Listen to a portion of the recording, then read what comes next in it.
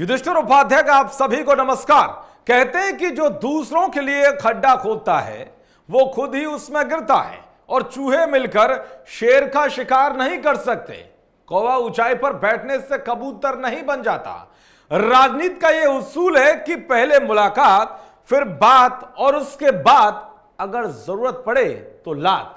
ये लाइनें इन दोनों यूपी की सियासत में विपक्षियों का नेतृत्व करने वाली सपा पर कहीं ना कहीं सटीक दिखती है, क्योंकि यूपी चुनाव में जिस मकसद से अखिलेश यादव ने उन तमाम पार्टियों के साथ गठबंधन किया था जिनके नेता सपा को गरियाते आए हैं, लेकिन उसका कोई भी फायदा नहीं हुआ। योगी जी के बुलडोजर ने अखिलेश के प्लान पर पानी फेरते हुए एक बार फिर यूपी में भौकाल टाइट कर दिया। सबसे पहले आपको बताऊंगा कि हार की बौखलाहट में गठबंधन के ही बड़े नेताओं ने ऐसा कौन सा सच उगला कि अखिलेश और जयंत के पसीने छूटे हुए, और जिसने साफ कर दिया है कि आरएलडी सपा का गठबंधन ज्यादा दिन तक चलने वाला नहीं है। दूसरी खबर है द कश्मीर फाइल्स फिल्म के उस भौकाल की जिसने रिकॉर्ड तोड़ते हुए आमिर खान की दंगल को भी पीछे छोड़ दिया है, जिससे खान गैंग के बीच हड़कंप मच गया है। और आखिरी खबर कर्नाटक के क्लॉक टावर में हुए उस भौकाली बदलाव से जुड़ी है जिस पर हर राष्ट्रवादी को गर्व होगा। आपको दिखाऊंगा कि 75 साल से इस्लामी रंग में रंगा हुआ क्लॉक टावर अब एक झटके में ही राष्ट्रवाद की लहर में कैसे बदल गया।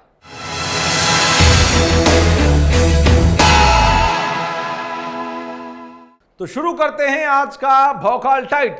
कहते हैं कि सच को दबाया जा सकता है लेकिन मिटाया और झुठलाया नहीं जा सकता। ऐसा ही कुछ हो रहा है अब यूपी चुनाव में बीजेपी को हराने के लिए किए गए गठबंधन के साथ। यूपी चुनाव में सपा गठबंधन के नेता बड़ी बड़ी बातें करके भौकाल टाइट करने की कोशिशें करते हुए दिखाई दिए, लेकिन जब परिणाम सामने आए तो सब बुरी तरह से बौखला गए। अब इसी बौखलाहट में आरएलडी के प्रदेश अध्यक्ष मसूद अहमद ने अपने पद और पार्टी से इस्तीफा देते हुए जयंत चौधरी और अखिलेश यादव को लेकर कई बड़े खुलासे किए हैं। 7 पन्नों के एक लेटर बम में मसूद ने ऐसे ऐसे गंभीर आरोप लगाए हैं कि सुनकर अखिलेश यादव और जयंत चौधरी की भी नींद उड़ जाएगी। चलिए सबसे पहले बताते हैं कि मसूद अहमद ने अपने लेटर बम में क्या कुछ बातें कही।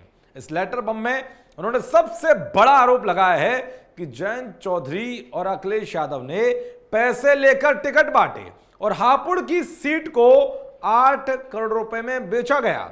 इसका उदाहरण देते हुए बताया कि गजराज सिंह के पार्टी में शामिल होने के 2 घंटे के भीतर उन्हें टिकट दे दिया गया।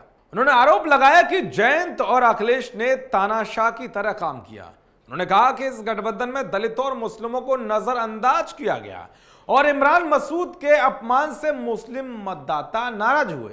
इसके अलावा उन्होंने लेटर में कहा है कि चुनाव के एन वक्त पर बीजेपी छोड़कर सपा में गए स्वामी प्रसाद मौर्य को अचानक कुशीनगर के फाजिल नगर भेजे जाने से उनकी हार हुई। साथ ही ओम प्रकाश राजभर की ओछी बयानबाजी को भी हार के लिए जिम्मेदार ठहराया। मसूद अहमद ने आरोप लगाया कि अखिलेश ने चाचा शिवपाल को अपमानित किया, जिसकी वजह से लोगों के बीच यह संदेश गया कि अखिलेश यादव घमंडी हैं। साथ ही यह भी आरोप लगाया कि 10 सपा नेताओं को आरएलडी के टिकट पर लड़ाया गया, जबकि आरएलडी के एक भी नेता को सपा के सिंबल पर नहीं लड़ाया गया। साथ ही लेटर बम में कहा गया है कि अखिलेश के चुनाव के वक्त ही निकलने से वोटर नाराज हुए। यानी कि साफ है कि अब यह गठबंधन ज्यादा दिन तक चलने वाला नहीं है, क्योंकि जिस व्यक्ति ने ये सब आरोप लगाए हैं वो एक बड़ा नेता है। मसूद अहमद शिक्षा मंत्री रह चुके हैं, बीएसपी के संस्थापक मेंबर रहे हैं और 2016 से आरएलडी के अध्यक्ष थे। अब आप समझ गए होंगे कि चुनाव के वक्त गठबंधन में जो कलह शांत दिख रही थी वो अंदर ही अंदर कैसे शोले में परिवर्तित हो रही थी।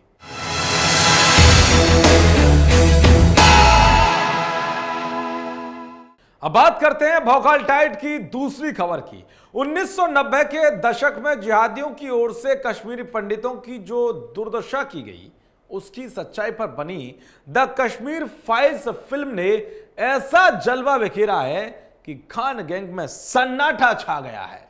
इसलिए तो द कश्मीर फाइल्स फिल्म के खिलाफ जमकर प्रोपेगेंडा फैलाया जा रहा है। लेकिन कहते हैं कि सत्य की हमेशा ही जीत होती है।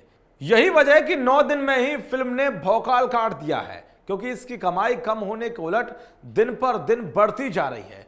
फिल्म ने रिलीज के 8वें दिन 100 करोड़ी क्लब में एंट्री कर ली है और इसके साथ ही एक और रिकॉर्ड तोड़ दिया है। द कश्मीर फाइल्स ने रिलीज के 8वें दिन कमाई करने के मामले में आमिर खान की दंगल को पीछे छोड़ दिया है। 9वें दिन कश्मीर फाइल्स फिल्म का कलेक्शन करीब 24 करोड़ 80 लाख रुपए है। खास बात यह कि बीते 8 दिनों में इस फिल्म ने जितना कलेक्शन किया है उससे कहीं ज्यादा इसके 9वें दिन का कलेक्शन है, यानी कि हर रोज कमाई बढ़ती जा रही है। फिल्म 11 मार्च को रिलीज हुई फिल्म अब तक 141 करोड़ की कमाई कर चुकी है। 1975 में आई जय संतोषी मां फिल्म की तरह ही इस फिल्म ने रिकॉर्ड बनाया है। अब आप समझ सकते हैं कि द कश्मीर फाइल्स फिल्म किस तरह से लोगों के दिलों में जगह बना चुकी है।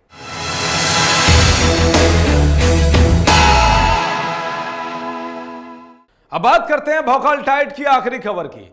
कर्नाटक के क्लॉक टावर में भौकाली बदलाव हुआ है, जो हर राष्ट्रवादी का दिल जीतने वाला है, गर्व से 56 इंच सीना करने वाला है, क्योंकि कर्नाटक के कोलार जिले में घंटाघर पिछले 75 सालों से इस्लामी रंग में रंगा हुआ था, लेकिन अब इसमें बड़ा परिवर्तन देखने को मिला है।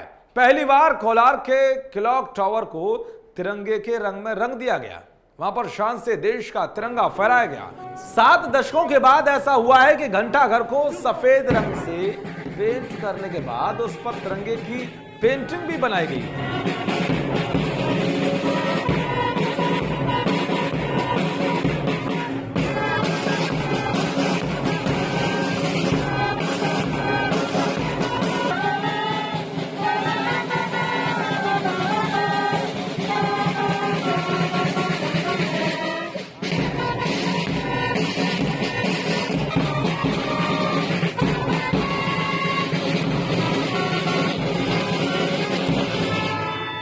इस दौरान वहां काम करने वाले श्रमिकों को पुलिस ने पूरी सुरक्षा दी।